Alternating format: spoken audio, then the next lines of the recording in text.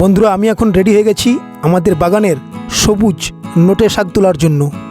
সবুজ এই নোটে শাক ভীষণ সুন্দর এবং নরম, তাই এই সমস্ত শাক আমার ভীষণ পছন্দ।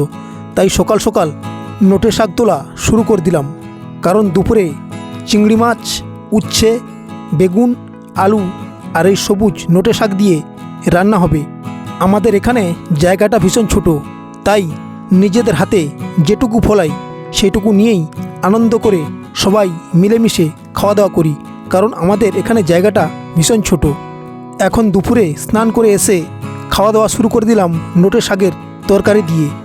ভিডিওটি ভালো লাগলে অবশ্যই একটি লাইক করে দেবে, সেই সঙ্গে যারা নতুন বন্ধু চ্যানেলটি সাবস্ক্রাইব করে দেবে, তাহলে নতুন নতুন ভিডিওগুলো তোমাদের সামনে উপস্থিত হবে। সেই সঙ্গে সবাই ভালো থেকো, সুস্থ থেকো, ঈশ্বরের কাছে এই কামনা করি।